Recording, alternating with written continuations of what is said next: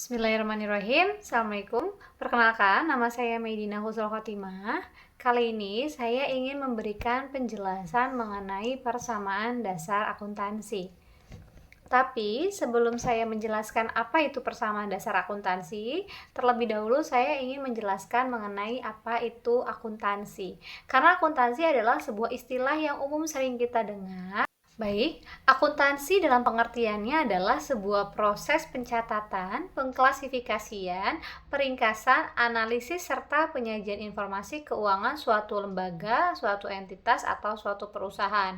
Jadi, akuntansi akan meliputi proses, dalam hal ini bisa berupa transaksi, yang dimana nantinya akan dilakukan pencatatan, kemudian akan dilakukan pengelompokan, dan dilakukan analisis, sehingga bisa memberikan bentuk laporan yang dapat dijadikan sebagai acuan atau panduan bagi suatu perusahaan untuk tujuan perusahaan tersebut.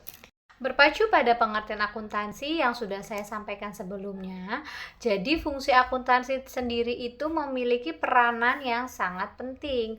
Akuntansi itu memberikan peran sebagai informasi yang terkait dengan kondisi keuangan suatu perusahaan, lembaga, atau entitas apapun. Akuntansi juga mampu memfasilitasi untuk suatu perusahaan dalam melakukan langkah pengambilan keputusan yang nantinya akan berpengaruh terhadap proses pencapaian tujuan suatu perusahaan. Kalau melihat dari fungsi akuntansi sendiri, yang artinya akan memberikan informasi terkait kondisi keuangan suatu perusahaan, maka tentunya akan ada beberapa tahapan atau proses yang dibutuhkan oleh seorang akuntan untuk membuat laporan keuangan tersebut. Salah satu proses utama atau proses dasar yang harus dipahami oleh kita dalam mempelajari sebuah akuntansi adalah persamaan dasar akuntansi. Nah, kali ini saya akan mulai penjelasan mengenai persamaan dasar akuntansi.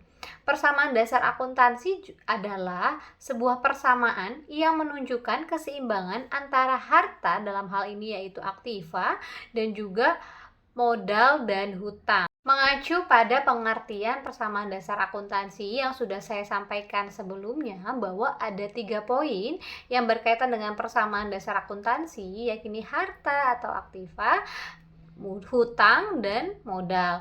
Maka untuk rumus persamaan dasar akuntansi pun berkaitan dengan 3 hal tersebut.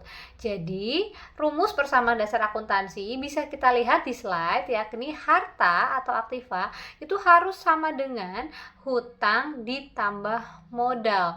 Jadi untuk menyelesaikan proses persamaan dasar akuntansi, ya, harta yang ada itu harus sama besar nilainya dengan jumlah hutang ditambah modal suatu perusahaan atau lembaga tersebut. Sebelum saya membahas lebih jauh mengenai transaksi persamaan dasar akuntansi, saya akan terlebih dahulu menjelaskan 3 poin tersebut. Yang pertama itu harta atau aset.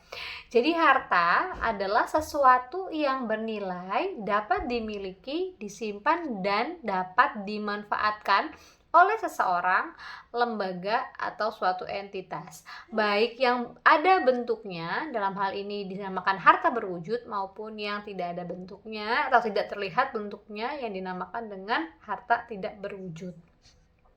Sehingga penggolongan harta pun menjadi 2, ada yang disebut dengan harta berwujud dan harta tidak berwujud. Masuk ke materi berikutnya, harta berwujud dan harta tidak berwujud. Harta berwujud terbagi menjadi 2, ada yang namanya harta lancar dan harta tetap. Harta lancar ini adalah harta atau aset yang dapat dengan mudah dicairkan ke dalam bentuk kas atau uang tunai, ataupun yang masa pencairannya tidak memakan waktu yang lama, bisa dikatakan kurang dari 1 tahun. Itu yang dinamakan harta lancar. Untuk harta lancar sendiri contohnya ada uang, ada piutang usaha, persediaan, surat berharga, beban dibayar di muka, serta perlengkapan. Lalu ada yang namanya harta tetap. Harta tetap adalah harta atau aset di mana masa pencairannya jika ingin dicairkan menjadi uang tunai atau uang kas memiliki rentang waktu yang lebih panjang atau lebih dari 1 tahun. Biasanya contohnya adalah tanah, bangunan, peralatan, dan juga kendaraan yang dimiliki oleh seseorang atau suatu lembaga atau perusahaan. Lalu, untuk harta tidak berwujud, harta atau aset yang tidak ada bentuknya atau tidak bisa kita lihat wujudnya, bentuknya, ini adalah hak paten, merek dagang, hak cipta, dan lisensi. Selanjutnya, saya akan membahas mengenai sisi hutang atau kewajiban. Jadi, setiap perusahaan tentu biasanya pasti memiliki hutang atau kewajiban kepada perusahaan lain atau kepada suatu lembaga lain atau kepada orang tertentu. Hutang sendiri adalah kewajiban keuangan yang dimiliki perusahaan kepada pihak lain yang belum dibayarkan. Hutang sendiri terbagi menjadi 3. Di sini bisa dilihat ada hutang jangka pendek, ya, hutang jangka menengah, dan hutang jangka panjang. Hutang jangka pendek itu biasanya jatuh temponya itu singkat. Untuk hutang jangka menengah jatuh temponya biasanya kurang dari 10 tahun. Untuk hutang jangka panjang jatuh temponya biasanya sampai 10 tahun. Tentunya setiap perusahaan memiliki kebijakan-kebijakan tersendiri atas hutang yang mereka miliki. Selanjutnya, poin terakhir adalah modal atau ekuitas. Modal atau ekuitas adalah hak milik pemilik atas aset perusahaan setelah dikurangi kewajiban atau hutang kepada pihak lain. Nah, modal sendiri bisa kita klasifikasikan atas 4 hal. Jadi modal itu seperti yang saya beri garis di sini dipengaruhi oleh 4 hal. Yang pertama adanya investasi, kemudian pendapatan, prive atau dinamakan penarikan pemilik, dan juga pengeluaran beban suatu perusahaan atau lembaga, baik beban operasional maupun beban non-operasional. Jadi modal sendiri ini dipengaruhi oleh keempat hal tersebut. Modal bertambah ataupun modal berkurang dipengaruhi oleh 4 hal yang sudah saya sampaikan tadi. Sekarang kita akan mulai menuju ke latihan soal. Tapi sebelum itu, saya ingin flashback terlebih dahulu supaya kita masih bisa ingat betul dan supaya pada saat mengerjakan latihan soal ini kita dapat lebih mudah memahami setiap soal yang sudah saya siapkan. Ada 3 hal poin dalam persamaan dasar akuntansi, yakni pertama harta, kedua hutang, ketiga modal. Harta sama dengan hutang plus modal, ini nggak boleh sampai lupa. Jadi kali ini perusahaannya bernama PT Cahaya Abadi. Dia adalah perusahaan yang bergerak di bidang jasa desain. Transaksi-transaksi di atas akan kita buat ke dalam persamaan dasar akuntansi. Saya akan bahas untuk tanggal 3 Februari terlebih dahulu. Pada tanggal 3 Februari, Bapak Adi selaku pemilik menyetorkan uang tunai ke perusahaan sebesar 35 juta. Kita akan lakukan pencatatan dengan mengklasifikasikan terlebih dahulu, menganalisis terlebih dahulu akun apa aja yang muncul pada tanggal 3 Februari 2025. Pertama, penyetoran uang tunai. Maka akun yang muncul adalah akun kas karena ada uang tunai di situ.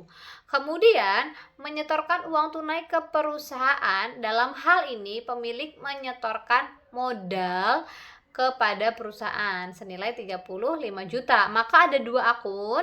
Yang pertama akun kas dan akun modal. Akun kas jangan lupa ada di sebelah posisi aktiva, sehingga jawabannya adalah akun kas akan bertambah senilai 35 juta rupiah, sedangkan akun modal akan bertambah senilai 35 juta rupiah. Untuk tanggal 5 Februari, membeli peralatan berupa komputer 2 pieces. Jadi, akun yang ada adalah akun peralatan. Dalam hal ini masuk ke dalam apa? Ke dalam harta, ya. Peralatan itu harta apa? Harta tetap, ya. Harta tetap. Senilai berapa? 5.300.000 untuk masing-masing. Jadi kalau dua, akun peralatannya bertambah senilai 10.600.000. Kemudian ada akun yang berkurang, ya ini akun apa? Dilihat apakah pembeliannya secara tunai atau kredit. Di sini tidak disebutkan secara kredit, maka kita asumsikan sebagai secara tunai. Maka kalau tunai yang berkurang adalah kas. Kalau ada yang mengeluarkan uang atau mendapatkan uang, itu yang muncul, yang terhubung adalah akun kas. Maka setelah akun peralatan bertambah, akun kasnya berkurang senilai 10.600.000. Lanjut, kita ke tanggal 8 Februari 2025. Membeli kertas, pulpen, dan alat tulis senilai 1.500.000. Nah, di sini kita akan analisis terlebih dahulu. Apakah kertas, pulpen, dan alat tulis termasuk peralatan? Kalau peralatan itu kan dia jangka waktunya lebih lama, ya, lebih dari 1 tahun. Kemudian kalau perlengkapan jangka waktunya itu lebih pendek. Apakah kertas, pulpen, dan alat tulis termasuk yang jangka waktunya panjang atau pendek? Jawabannya adalah pendek. Maka kertas, pulpen, dan alat tulis termasuk ke dalam perlengkapan. Sehingga akun yang muncul adalah perlengkapan bertambah senilai 1.500.000, dan karena pembeliannya di sini secara tunai, maka lagi-lagi akun kasnya menjadi berkurang senilai 1.500.000. Kemudian, pada tanggal 11 Februari 2025, menerima pembayaran untuk jasa desain senilai 2.500.000. Akun yang muncul adalah, pertama, ada pembayaran untuk jasa desain. Kita menerima pembayaran, berarti kita menerima uang. Kalau menerima uang, maka yang muncul ada akun kas, ya. Menerima pembayaran, uangnya atas apa? Pembayaran, berarti itu namanya pendapatan. Ingat, modal dipengaruhi oleh pendapatan, maka ini mempengaruhi modal. Sehingga nanti jawaban yang muncul adalah kas bertambah senilai 2.500.000, kemudian modal bertambah senilai 2.500.000.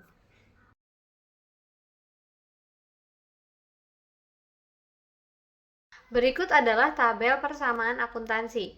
Ada kas, perlengkapan, peralatan untuk bagian aktiva atau hartanya, kemudian ada hutang dan modal. Pada tanggal 3 Februari, kasnya bertambah senilai 35 juta, modalnya bertambah senilai 35 juta. Untuk keterangannya kita beri keterangan modal awal. Kemudian pada tanggal 5 Februari, untuk kasnya berkurang senilai 10.600.000, dan untuk peralatannya bertambah senilai 10.600.000. Untuk keterangannya kita kasih keterangan pembelian komputer. Kemudian untuk tanggal 8 Februari, kas berkurang senilai 1.500.000 dan perlengkapan bertambah senilai 1.500.000. Untuk keterangannya kita beri keterangan pembelian perlengkapan. Yang terakhir, untuk tanggal 11 Februari, kas bertambah senilai 2.500.000, modal bertambah senilai 2.500.000. Kita beli pembayaran atau pendapatan atas jasa desain. Sehingga total kas senilai 25.400.000, total perlengkapan senilai 1.500.000, total peralatan senilai 10.600.000, dan total modal senilai 37.500.000. Maka ketika dijumlahkan, total harta senilai 37.500.000, total hutang tidak ada, dan total modal 37.500.000.